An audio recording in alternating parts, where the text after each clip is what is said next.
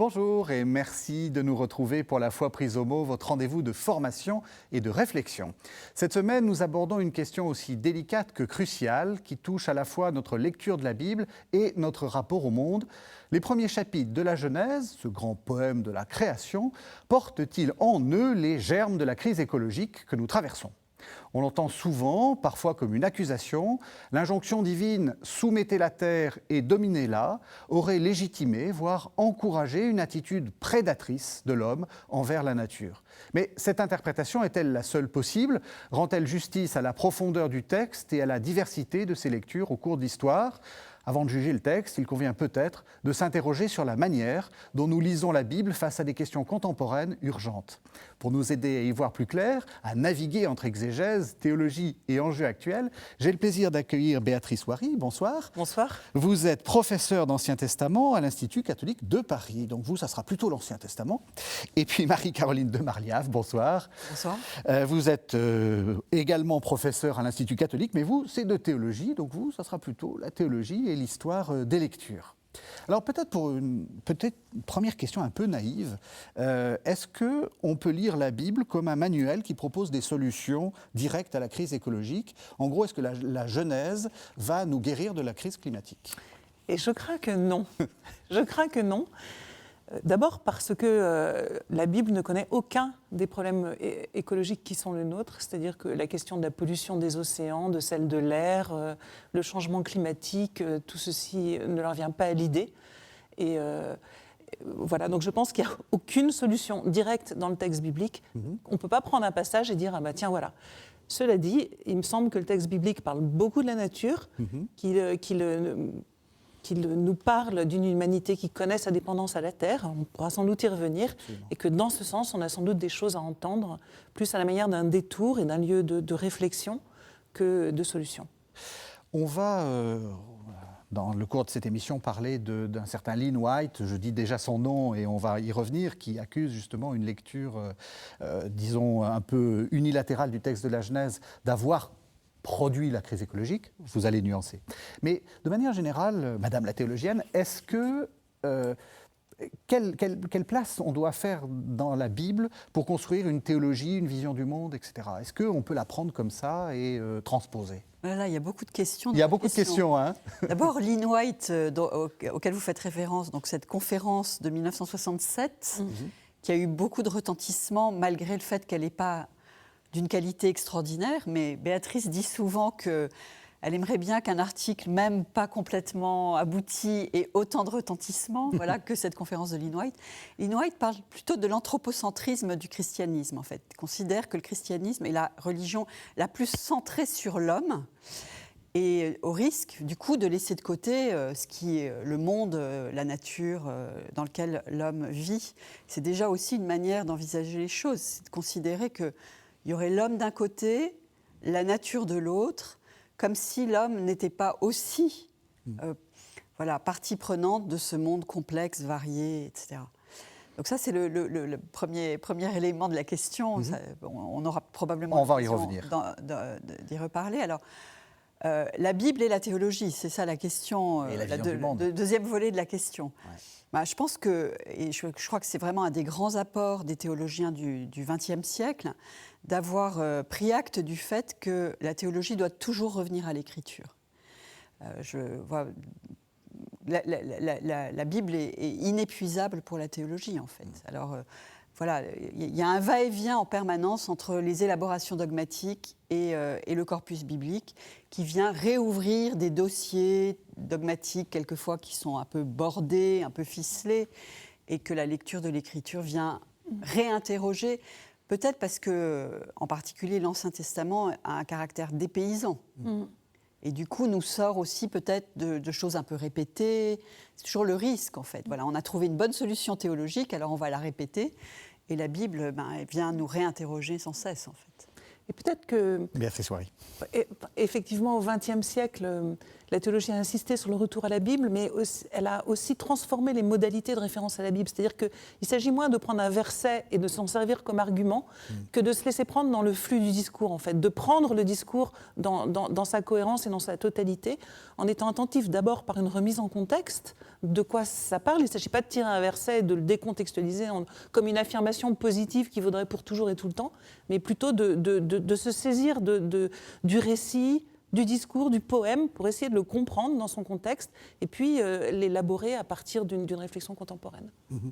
Est-ce qu'il faut justement, c'est ce que Béatrice Soiry a commencé à dire, est-ce que vous pensez qu'il y a quand même des dangers à aller puiser dans la Bible, justement pour en tirer des slogans, pour en... et du coup, voilà, est-ce que vous comprenez l'argument que j'ai développé en début d'émission, de ceux qui disent « Ah, mais on a fait de ce verset une sorte de principe dominateur ». Bon, alors ça mériterait d'être vérifié quand même, Oui. hein, mais de fait, on peut se dire, ben voilà, la Bible dit ça, alors peut-être que la tradition chrétienne a fait fond sur ce verset.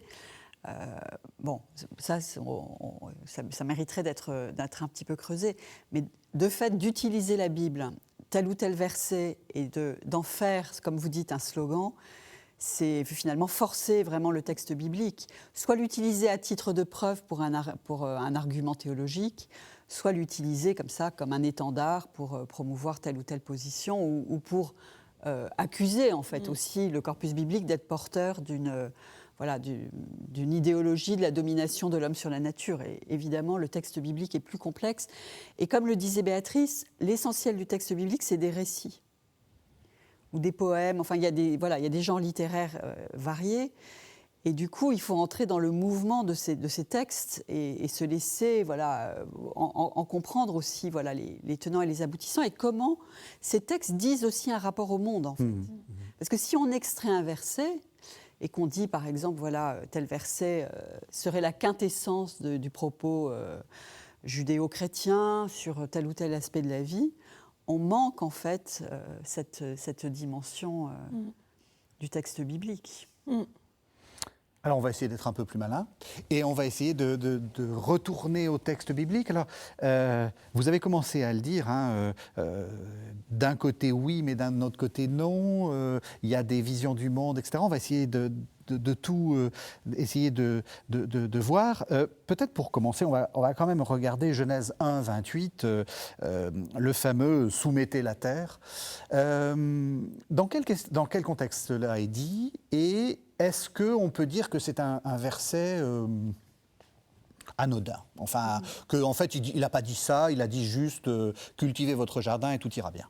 Je ne pense pas, malheureusement. C'est-à-dire, enfin, malheureusement, je ne sais pas, mais je voudrais d'abord revenir peut-être sur le vocabulaire. Et puis ensuite, on remettra ce verset dans l'ensemble de cette page d'ouverture. Quand on regarde soumettez la terre et dominez les animaux, parce que ce n'est pas soumettez et dominez là, c'est soumettez la terre et dominez les animaux. Donc on a deux verbes. Le verbe soumettre, quand il y a de mémoire presque 20 occurrences, et les deux tiers ont la terre pour COD, pour complément d'objet dans l'ensemble de l'Ancien Testament. Ouais. Et dans 2 tiers des cas, il s'agit de prendre la terre par la violence, par la guerre. Soumettez la terre des Amorites, etc. D'accord. Autrement dit, pour moi, il y a quand même dans ce verset, d'abord, il y a l'idée très concrète de mettre une terre sous son pied ou de mettre son pied sur une terre. Et je trouve difficile d'argumenter que ce verbe ne contient pas de violence, en fait. Et qu'il n'y a pas un rapport de force avec la terre. Je vais y revenir. Et puis, dominez les animaux, on est dans un tout autre registre, qui est le registre c'est un verbe du champ sémantique de la politique. Et il s'agit plutôt de conduire la communauté des animaux. C'est un verbe qui peut s'appliquer au roi, en fait. Et donc là, on est plutôt dans quelque chose qui n'implique pas de violence de soi, mais qui est de l'ordre d'une conduite politique. Alors, il faudrait passer du temps pour regarder ce qu'il en est de la terre dans ces premiers chapitres de la Genèse, qui ne s'arrêtent d'ailleurs pas à Genèse 1. Mais il y a quelque chose qui est très particulier, qui est que dans le récit de création où Dieu crée tout par la parole, il ne crée pas la terre, qui est préexistante, enfin qui est là et qui est recouverte, il la découvre. Et puis la terre est le seul élément de la création qui produit par elle-même quelque chose, que la terre verdisse de verdure au 3e jour et la terre fit sortir la verdure. Et c'est vraiment la seule. Et du coup, il me semble, enfin c'est un des objets de mon travail actuellement, j'essaye de travailler sur les imaginaires autour de la Terre, et notamment sur cette idée que la Terre aurait une force, en fait, par elle-même. C'est-à-dire qu'il pensait sans doute la germination moins à partir du grain qu'à partir du travail de la Terre, qui aurait une force. C'est incroyable tout ce qu'elle fait sortir. Imaginez les cèdres du Liban, il faut être fort pour faire grandir ça, en fait. Non mais c'est vrai. Et les séquoias d'Amérique du Nord. Ils ne oui, les connaissaient pas. Voilà. Et même les pâquerettes, en fait. C'est-à-dire qu'il y a une sorte de, comme ça, de force avec lequel l'homme doit rentrer dans un rapport de force pour pouvoir, de cette terre, sortir ce qu'il lui faut pour manger, en fait. Et dans ces terres ingrates, arides, etc., le travail est vraiment le déploiement d'une force. Et il me semble que ce verbe peut être compris comme faisant entendre ce rapport de force entre une terre puissante et un homme qui doit, dans des espaces qui ne sont pas les espaces du monde sauvage, parce qu'il y a une partie de la terre qui est laissée à sortir ce qu'il lui faut pour manger. Donc il y a comme ça un rapport. Et c'est pas, mais ça n'a rien à voir avec le productivisme tel qu'on l'a actuellement, en fait. Pour moi, c'est autre chose, mais ce n'est pas sans... Enfin, ces agriculteurs savent qu'il faut une force pour cultiver la terre. Voilà ce que je dirais, en fait. Et puis, je vais être très brève, mais en Genèse 2, on a un autre rapport qui est celui de la garde, du service, servir et garder le jardin, et qui met dans un autre rapport à la terre qui est plus de l'ordre du soin. Tout de suite, ça nous met dans une vision presque écologique en réalité, enfin, de respecter cette sorte de force qu'a la nature. Oui, c'est vraiment très intéressant parce que je pense que dans l'idée plus récente, peut-être pas théologique, mais en tout cas peut-être quelque chose qui traîne dans nos imaginaires, c'est qu'il y a une passivité de la Terre. Et là, la lecture qui est proposée par Béatrice fait valoir en fait tout autre chose, c'est-à-dire une productivité, une force, quelque chose qui fait qu'il y a un partenariat en fait. Alors un partenariat peut-être mal commode parce que l'expérience de fait des rédacteurs de la Bible, c'est d'une terre qui demande vraiment à être travaillée, qui est peut-être aride, qui est la sueur du front, hein. Voilà. mais en termes d'imaginaire, c'est très très différent en fait. Et probablement que l'idée d'une terre passive, elle nous vient peut-être de la modernité en fait. C'est quelque chose de relativement récent dans l'histoire. On avait un tableau de Rosa Bonheur là qu'on aimait bien et qu'on trouve très parlant. C'est cet attelage de bœufs qui laboure la terre et qui montre en fait à quel point en fait il est nécessaire de mobiliser une force pour pouvoir faire produire la terre. Mais peut-être que dans l'image de Rosa Bonheur, donc une peintre du 19e siècle, on est en dehors de cet imaginaire biblique. Dire que la force même de la terre, en tant qu'elle germine par elle-même, qu'elle verdit par elle-même, et c'est vraiment intéressant, c'est qu'on voit que le texte biblique mobilise d'autres imaginaires que ceux qui nous habitent implicitement et nous permettent de repérer en fait l'écart entre notre imaginaire et l'imaginaire biblique. Et en fait, la terre verdit par elle-même, mais il est nécessaire, il y a une nécessité d'un préalable qui est la pluie. Et dans la cosmologie biblique, la pluie vient de Dieu. C'est lui qui ouvre les trappes du ciel pour que la pluie tombe sur la terre. Le livre de Job évoque ça, des psaumes évoquent cette eau, et Genèse 1 aussi, cette eau au-dessus du ciel. Et le début du deuxième récit de création, l'homme et la femme dans le jardin, commence par dire « la terre était sèche, inféconde, car Dieu n'avait pas encore fait pleuvoir ». Et il n'y avait pas d'homme pour cultiver le sol. Et il faut vraiment les deux autour de la terre. Et le Lévitique, par exemple, insiste sur le fait que si l'homme est fidèle à l'alliance, Dieu donnera la pluie, la terre donnera son fruit. C'est au début de Lévitique 26. Et la terre et Dieu sont une équipe gagnante pour l'homme, en fait. Enfin, je ne sais pas comment dire ça, mais il faut d'abord que Dieu donne la pluie. Et puis ensuite, la terre produit et l'homme recueille. Et il déploie son travail pour faciliter la production de la terre. Donc il y a quelque chose, et ceci, et il me semble que sans doute c'est ce qu'on peut entendre et ce qu'on a à réapprendre de ces textes bibliques, c'est que cette lecture cosmologique, qui paraît assez simple, est en fait aussi une expérience théologique du monde, parce que beaucoup de textes assimilent la pluie, enfin un certain nombre, je pense notamment à Isaïe, la pluie à la parole divine en fait. Comme la pluie et la terre, comme la pluie et la neige descendent sur la terre et ne reviennent pas sans avoir accompli leur œuvre, la faire germer, etc., pour donner la nourriture et le grain aux laboureurs, ainsi ma parole ne revient pas sans résultat. Et il y a une association comme ça, de même que Dieu habite en haut et qu'il donne sa parole aux hommes, qui crée d'ailleurs le monde d'abord par sa parole, de même il donne la pluie. Et tout ceci a un lien commun, un point commun, qui est la vie de l'homme.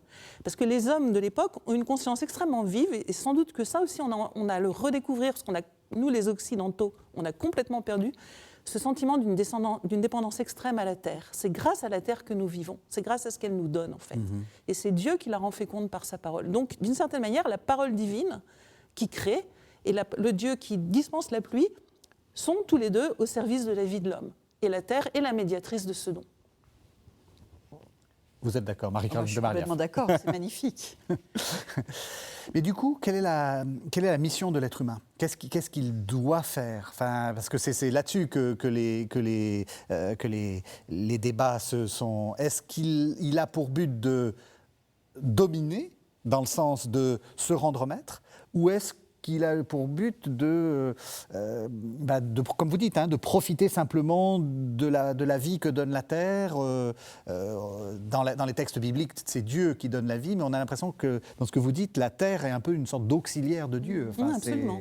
Elle est la médiatrice du don de Dieu. La médiatrice du don de Dieu. Et pour moi, le récit de la manne raconte ça aussi. Oui. C'est-à-dire que le récit de la manne, donc le peuple, les Hébreux sont dans le désert, ils ne peuvent pas cultiver. Donc, qu'est-ce qui se passe ? Chaque matin, ils vont trouver une nourriture qui est comme la rosée. Enfin, quand ils se lèvent le matin, c'est comme la rosée, sachant que les Hébreux pensent que la rosée tombe du ciel. C'est comme la rosée, et quand la rosée se lève, c'est comme du givre, de précipitation. Et c'est mangeable. Autrement dit, sur la terre, il y a une précipitation qui ne fait pas travailler la terre, parce que c'est le désert, et puis ils n'ont pas le temps de cultiver, mais qui les nourrit. Autrement dit, quand ils ne peuvent pas cultiver la terre, d'une certaine manière, les précipitations sont directement mangeables. Parce qu'il n'y a pas le temps de la médiation de la terre. Moi, c'est comme ça que je lis. C'est une des manières de lire ce texte. Et dès qu'ils vont rentrer dans le pays et qu'il y aura des cultures, la manne va s'arrêter et ils vont cultiver la terre et en sortir. Donc pour moi, la manne fait apparaître comment la culture de la terre est rendue possible par le don de la pluie et par son travail à elle. Il n'y a rien à ajouter là. Je suis désolée.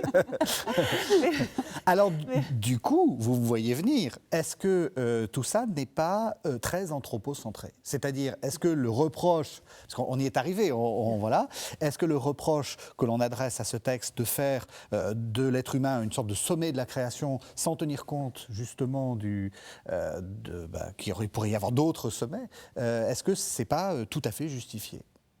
Est-ce que la Bible est un texte écocide ? Alors, Lynn White ne dit pas que la Bible est anthropocentrée, il dit que le christianisme est anthropocentré. Donc il y a peut-être un petit décalage. Mais de fait, je crois qu'on est d'accord sur le fait que l'homme est au centre. On est d'accord là-dessus. Enfin, quand on lit la Bible, l'homme et que l'alliance est entre Dieu et l'homme. Mais en fait, sans médiation de la terre, je pensais en écoutant Béatrice à Lévitique 25 sur le jubilé. Et de fait, la manière de se rapporter à la terre, toutes les prescriptions dans Lévitique 25 disent bien ce caractère de médiation de la terre, en fait. Et le don de Dieu, en fait, passe par le don de la terre. Le don de Dieu n'est pas un don abstrait, quelque chose qui, mais qui se concrétise d'une certaine manière dans cette terre qui est donnée à l'homme pour qu'il ait nourriture, habitat, sécurité. Donc, voilà. Donc oui, alors anthropocentrisme et écocide, c'est des mots virulents quand même. Oui, justement, mais j'essaie d'arriver pour qu'on déconstruise un peu ça, mais en fait, quand on lit des commentaires de Genèse 1, on s'y emploie avec Béatrice à non seulement lire Genèse 1, mais à lire les commentaires de Genèse 1, voilà, dans des traditions de lecture qui vont depuis les pères de l'Église jusqu'à la modernité. On se rend compte que les auteurs, en fait, qui font ces commentaires, bataillent beaucoup avec le texte. D'abord, ils s'interrogent énormément sur la manière de le lire. Pourquoi ils s'interrogent sur la manière de le lire ? Parce que, à propos des origines, ou à propos de la description de la nature, Genèse n'est pas le seul texte qu'ils ont à disposition. Il y a d'autres textes. Il y a des textes savants de la philosophie grecque. Et voilà, il y a des savoirs sur les origines et sur la nature en dehors du texte biblique, ce qui fait que le texte biblique, en cet endroit de Genèse 1, se trouve en fait en débat avec d'autres textes. Ce qui paraît souvent pauvre d'ailleurs par rapport aux élaborations grecques. simple, naïf. Oui, le texte biblique a un caractère simple par rapport à des constructions cosmologiques très sophistiquées qu'on peut trouver dans la philosophie grecque. Et du coup, ces premiers pères de l'Église, qui sont des hommes cultivés, ils se disent qu'est-ce qu'on va faire de ce texte un petit peu, hein. Augustin va s'y reprendre à 3 fois pour faire son commentaire sur Genèse. Il en fait 3 commentaires.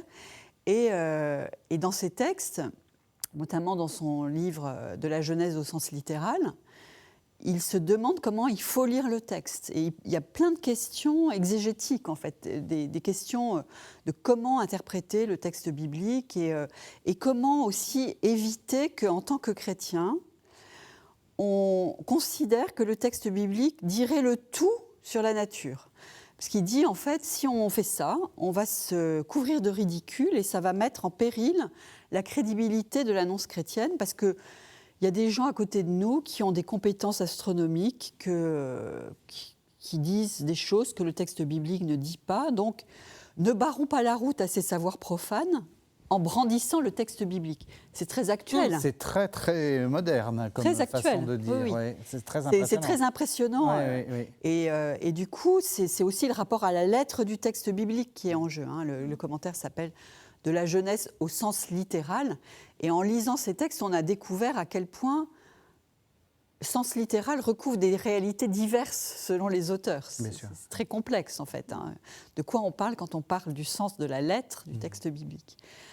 Alors, j'ai un peu perdu le fil de ce que je voulais dire, mais voilà. C'est intéressant parce que déjà, on peut poser à l'exégète les questions des pères.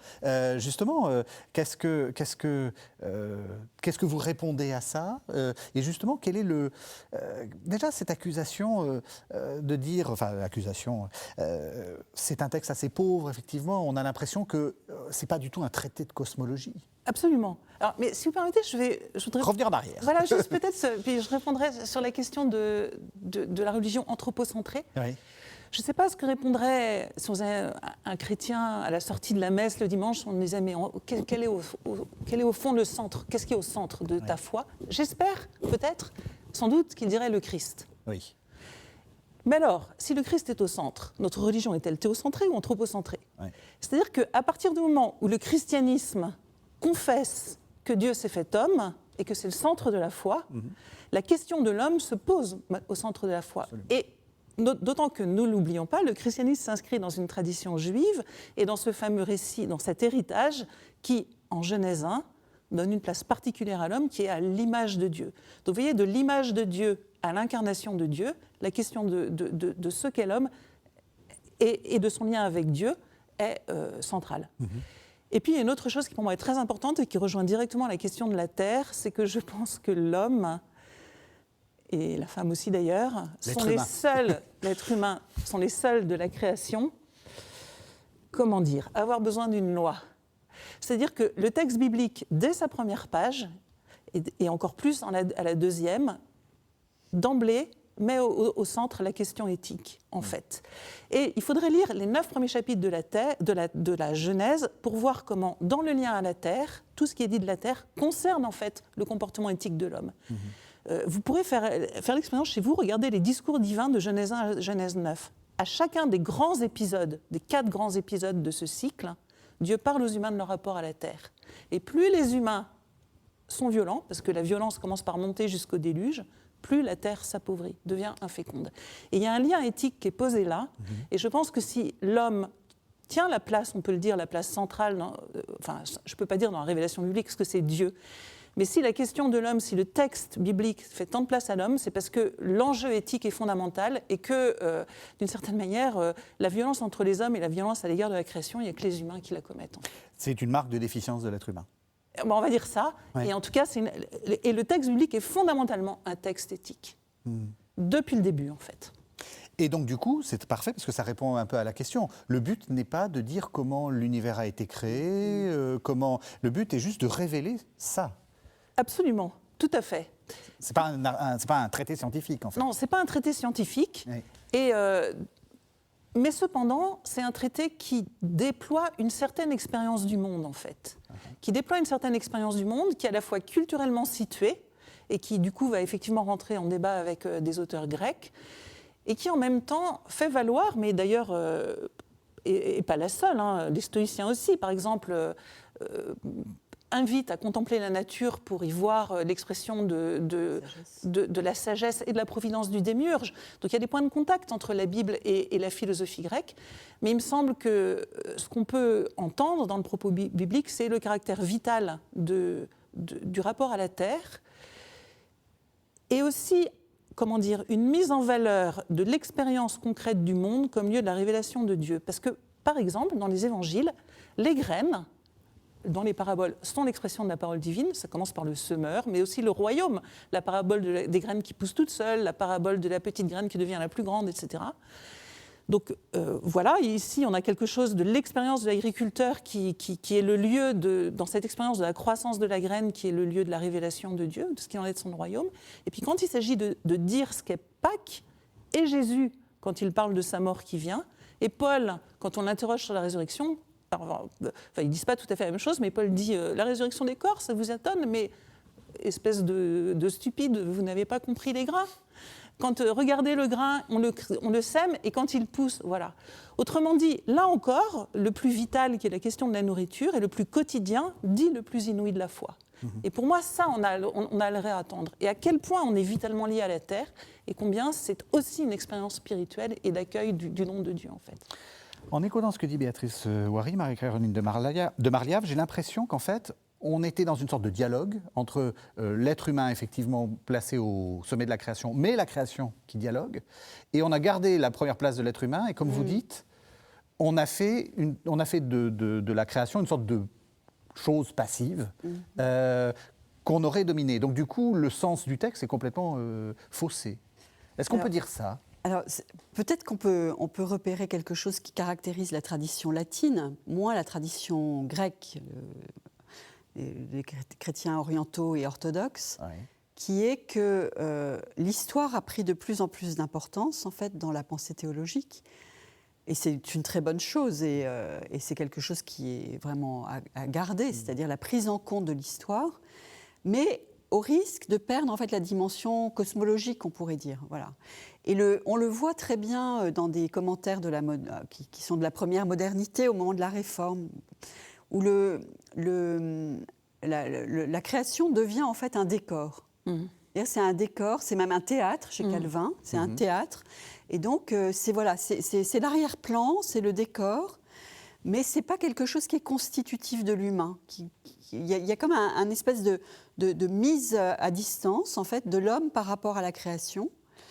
Et progressivement émerge une conscience historique qui va accentuer cette dimension de repli, en fait, de l'intérêt pour la nature, pour la création, comme étant une médiation de la relation à Dieu.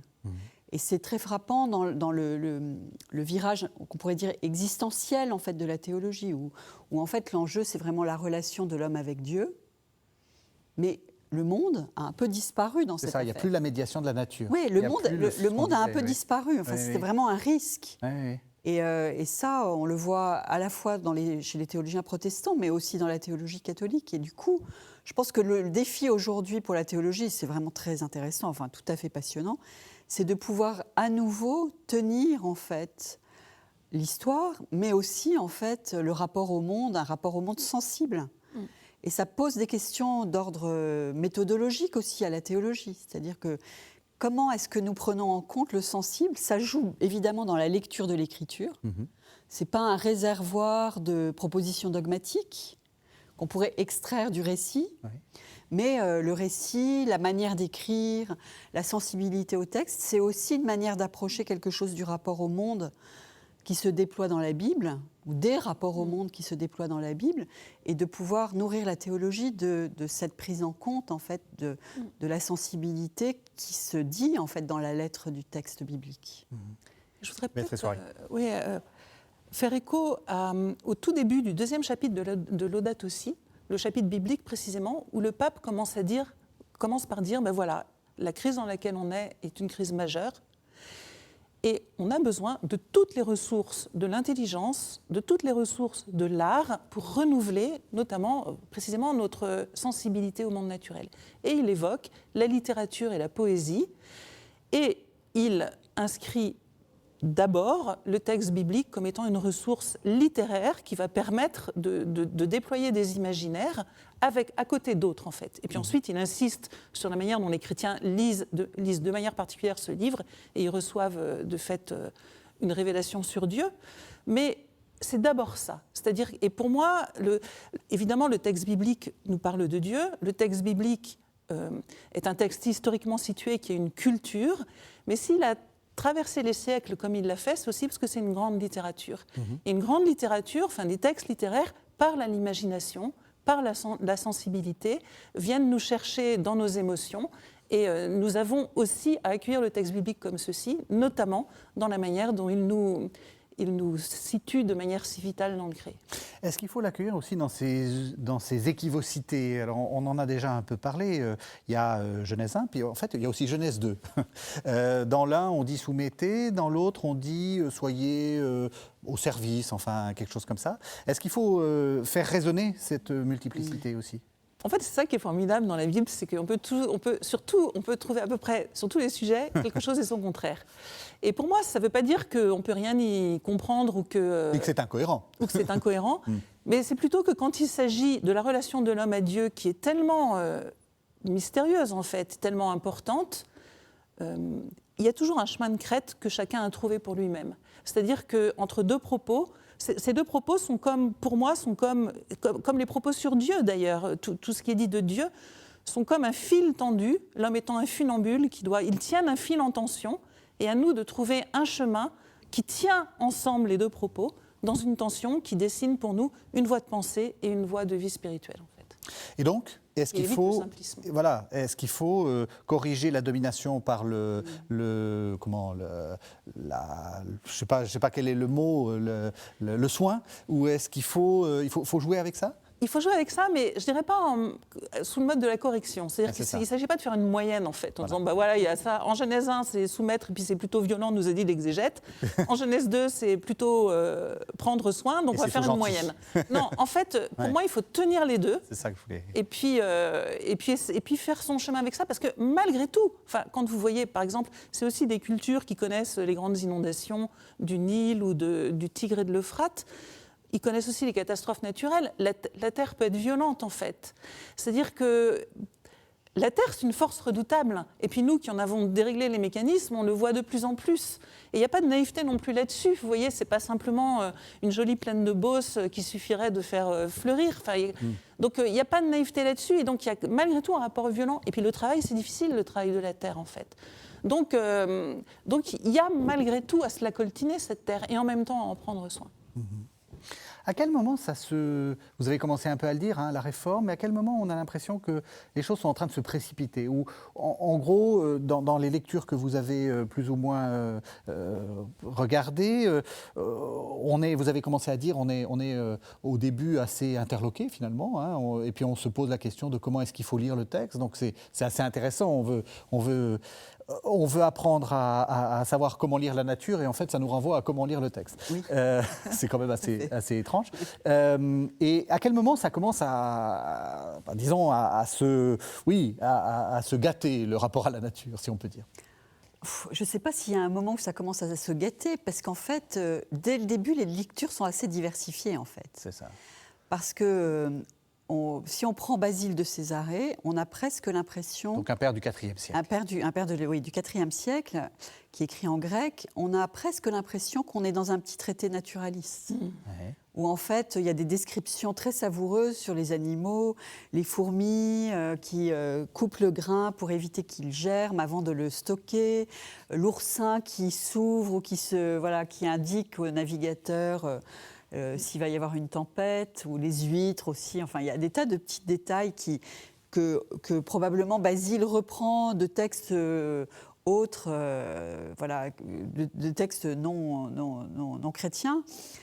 Alors, voilà, on a ça au IVe siècle, mais on a aussi, un petit peu avant, Origène, qui, lui, va tout de suite faire une lecture spirituelle, en fait, du texte biblique, et s'interroger sur le haut commencement et en faire une lecture christologique, en fait.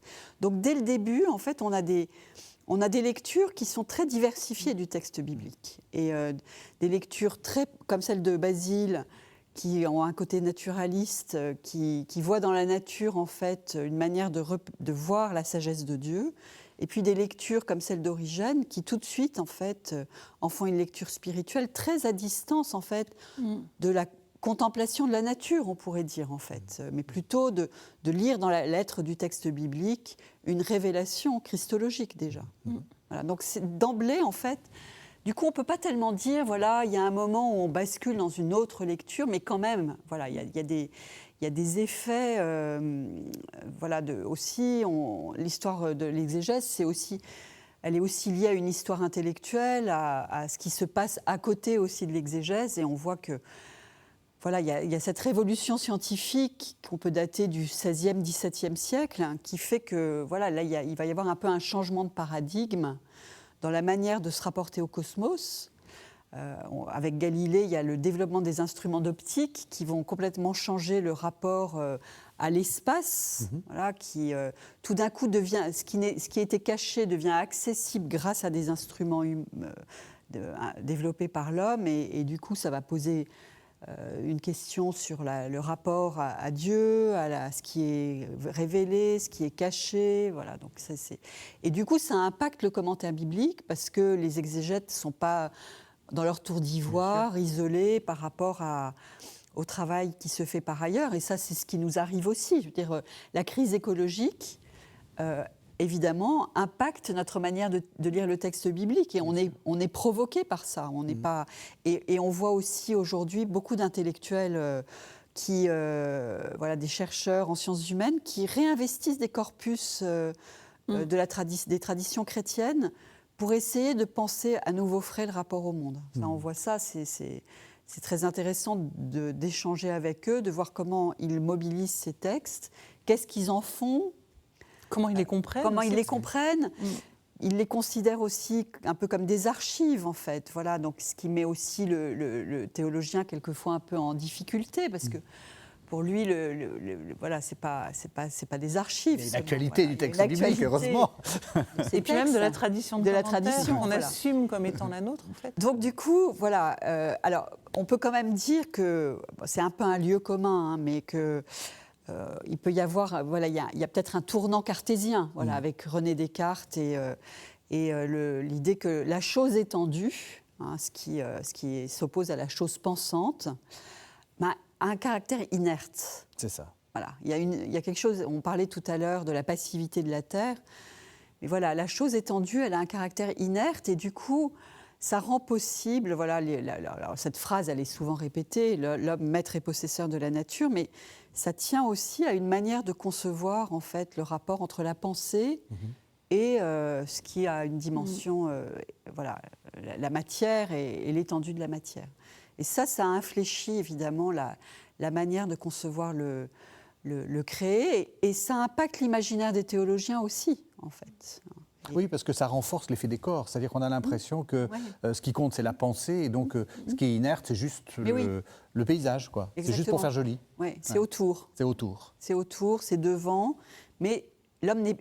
En fait, est en position de surplomb par rapport à cela. C'est ce qu'on, voilà, il est avec une volonté aussi de mesurer, hein, de pouvoir voilà, mesurer cette chose étendue qu'est la nature et du coup de l'objectiver. Et en l'objectivant, le sujet humain se trouve en vis-à-vis par rapport à la nature, ce qui n'est pas le cas de l'homme biblique. Ouais. L'homme biblique, et puis dans les traditions médiévales, l'homme est partie prenante, et dedans. Et... Voir un microcosme lui-même, un petit abrégé du monde, en fait, en lien avec l'ensemble du cosmos. Donc on a perdu ça et du coup, j'allais dire, la surprise a été grande quand tout d'un coup on s'est aperçu que nos propres actions, finalement il y avait une sorte de confiance dans le décor, il allait rester solide. Et puis tout d'un coup on s'est aperçu qu'il était fragile lui aussi. Et je pense qu'on est en train de le faire. C'est pas, en fait, peut-être que il y a un effet choc mais on voit bien aussi à quel point la prise de conscience est lente et à quel point la transformation de nos imaginaires aussi ne se fait pas d'un coup. C'est-à-dire que et beaucoup en sciences humaines aujourd'hui travaillent précisément sur la transformation des imaginaires en fait. Bruno Latour a dit quelque chose de formidable là-dessus, qui pour moi a été très éclairant. Donc Bruno Latour, le philosophe qui contemporain. qui est décédé récemment et qui a beaucoup travaillé sur les questions climatiques.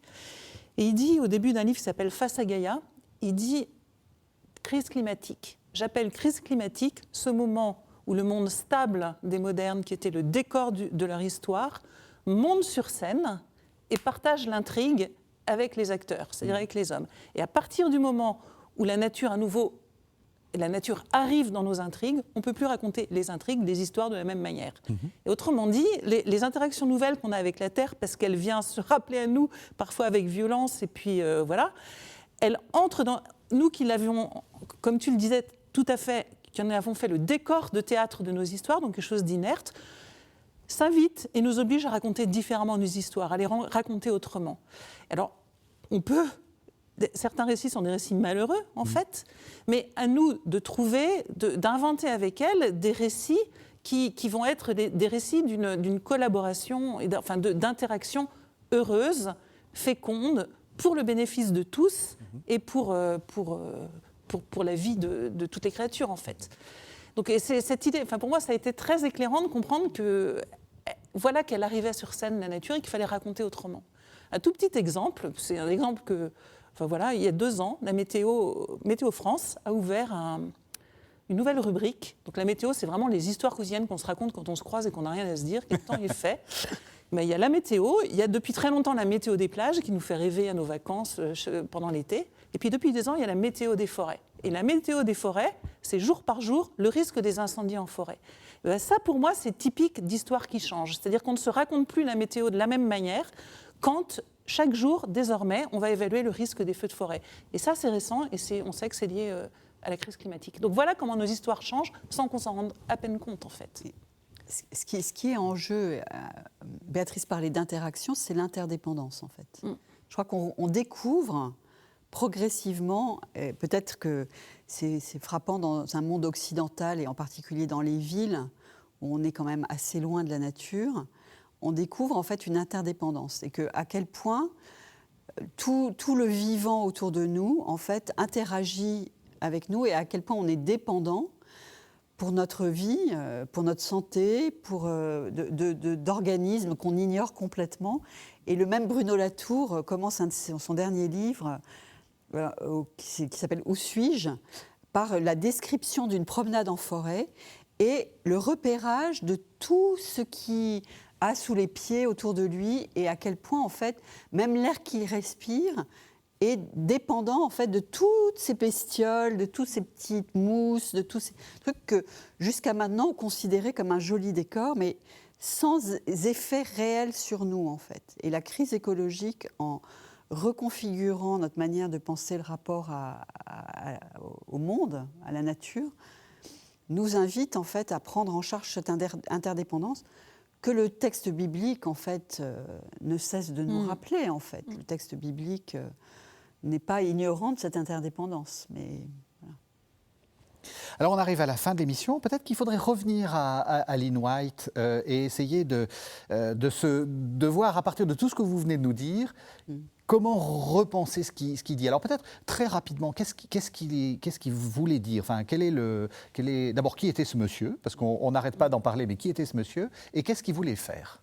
Alors, Lynn White, c'est un spécialiste des techniques médiévales. Ouais. C'est un historien des techniques médiévales.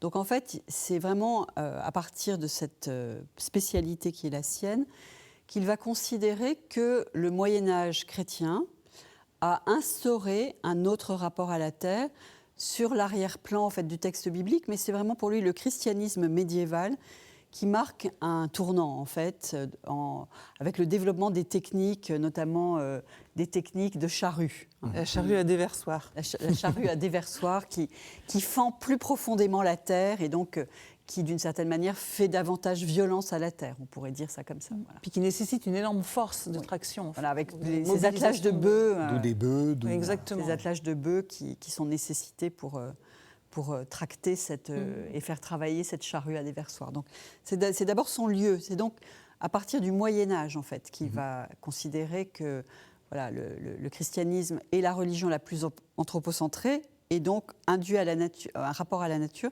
qui est un rapport violent à la nature, en fait, dont on a déjà beaucoup parlé à partir du texte biblique notamment. Voilà. Donc du coup, peut-être parce qu'on a en fait une sorte d'épouvantail et on rentre dans une sorte d'apologétique en disant pas du tout, il faut défendre le texte biblique, etc. Ouais. Il faut être beaucoup plus nuancé par rapport à ce monsieur. Merci pour cette question, parce que nous on considère que Lynn White, c'est plus une provocation au bon sens du mot à penser. Oui. C'est-à-dire qu'il nous invite en fait à interroger cette accusation, entre guillemets, d'un anthropocentrisme qui aurait été dommageable à la nature et à prendre acte du fait qu'il y a une part de vérité dans ce qu'il dit. Absolument. En fait, alors, est-ce que c'est les techniques médiévales ? Est-ce que ces techniques médiévales ont à voir avec le christianisme ? Est-ce que c'est plus tardif ? Moi, je tends à penser que probablement les choses sont plus tardives. Mais Lynn White, comme un accélérateur en fait, de pensée peut-être, il faudrait le voir comme ça. Et je suis d'accord avec vous que l'objectif n'est pas du tout de dire « ah non, pas du tout, le christianisme n'est pas ce qu'en fait Lynn White », mais de réinterroger. Peut-être que le propos de Lynn White est un peu simple, et c'est pour ça aussi qu'il est percutant et qu'il a une telle effectivité en fait. Mais de se dire, qu'est-ce que ça le travail qu'on peut faire sur le texte biblique en essayant de le travailler. On y est provoqué par Lynn White aussi, donc on peut le remercier en fait pour cette invitation qu'il nous fait à interroger la tradition chrétienne ou les traditions chrétiennes dans le rapport à la nature, parce que il faut tenir une pluralité de traditions aussi entre la tradition franciscaine que Lynn White aime bien. Et aujourd'hui, on voit bien qu'il y a un puissant courant de valorisation de la ligne franciscaine, mais probablement qu'il y a d'autres lignes qui seraient à travailler. Et la théologie orthodoxe est aussi très, très riche en suggestions pour penser le rapport à la terre. Et on peut toujours aussi retravailler les pères, parce que les découvertes qu'on a pu faire en lisant Basile ou Grégoire ou d'autres donnent vraiment à penser des choses qui peuvent mettre en perspective cet anthropocentrisme chrétien, en fait. Et du coup, quelle est la ligne de crête ? Vous parliez de ligne de crête sur laquelle l'être humain, ou de fil, de funambule. C'est quoi la ligne de crête par rapport au texte biblique ? Comment est-ce qu'il faut, avec tout ce qu'on vient de dire, comment est-ce qu'il faut le lire ? Alors écoutez, c'est très compliqué. Comme on a dit que le livre biblique, la Bible n'était pas un livre de recettes, je ne vais pas vous dire non plus comment il faut le lire. D'accord. Pour moi, on voit d'ailleurs des manières de lire différentes dans notre commentaire, des manières différentes aussi de se situer par rapport aux sciences de l'époque, avec plus ou moins d'ouverture au dialogue, avec plus ou moins... Pour moi, ce qui est important aujourd'hui, c'est de le lire avec sérieux, intelligence, en fait, parce que la situation, en tout cas pour ce qui concerne l'écologie, mais pas que l'écologie... Elle est extrêmement sérieuse. Ne soyons pas climato-sceptiques. Oui, voilà, mais aussi la situation, le niveau de violence entre les hommes en ce moment, c'est impressionnant, l'actualité est difficile. Ouais. Donc pour moi, la Bible doit être lue avec sérieux et intelligence, mais aussi, d'une certaine manière, avec créativité et audace. C'est-à-dire ce que je pense, on a besoin aujourd'hui d'exégètes, de théologiens, de chrétiens qui se risquent en fait, qui se risquent à un geste de lecture qui les engage et mais qui ne se fait pas seul, qui se fait en Église, qui se fait dans les universités, dans le dialogue entre les étudiants et les enseignants, pour que... pour qu'il soit le plus intelligent et le plus pertinent possible, en fait. Et qu'il soit au service du cœur de la révélation biblique, qui est bien la vie pour tous, le salut, et une vie qui permette à chacun d'exister. Et donc, pour la Bible, pour ce texte, il faut vous conseiller de regarder aussi les autres, le contexte global, d'aller regarder, de faire parler la Bible. Enfin, j'étais très frappée par ce que vous disiez la Bible donne des exemples de tout, mais elle ne dit pas n'importe quoi. Absolument. Non, mais alors quand je dis la lire avec sérieux, c'est évidemment faire un travail historique pour comprendre son contexte. Par exemple, s'intéresser concrètement à la manière dont on cultivait la terre, quels étaient les outils, pour autant qu'on puisse le savoir, quelles étaient aussi l'organisation du commerce, parce qu'évidemment, on vendait de la nourriture. Tout ça a un impact sur le rapport qu'on a à la terre. Donc il y a un travail de remise en contexte à faire, et puis un travail d'attention à ce qui est écrit, à l'expérience du monde qui est véhiculée dans les textes, et puis à la manière dont Dieu, la terre et les humains sont mis en relation, et puis à assumer ça aujourd'hui assumer l'écart. La dépendance qu'on a à l'égard de la Terre, c'est une réalité universelle qu'on a un peu oubliée, mais donc d'une certaine manière, on est de plein pied, on devrait être de plein pied avec cette expérience. Et en même temps, elle est culturellement construite. Et je pense qu'il y a des imaginaires autour de la nature dans le texte biblique qui nous semblent tellement bizarres qu'il y a un effet d'étrangeté. Mais cette étrangeté-là, pour moi, elle est très précieuse parce qu'elle nous apprend que dans notre tradition, il y a d'autres manières que la nôtre d'être en relation avec la nature. Et le texte biblique peut être aussi vu comme une incitation à imaginer et à proposer d'autres types de relations avec la nature que la relation instrumentale que la modernité a construite et nous a léguée, en fait. Merci. Ça sera le mot de la fin et c'est un mot tout à fait important. Merci vraiment de nous avoir fait découvrir et Lynn White et la Bible et surtout la complexité des choses. C'était une émission que j'ai trouvée absolument passionnante. Merci beaucoup de votre éclairage. Merci quant à vous de nous avoir suivis. Vous savez que vous pouvez retrouver cette émission sur le site internet de la chaîne www.ktotv.com et on se retrouve la semaine prochaine.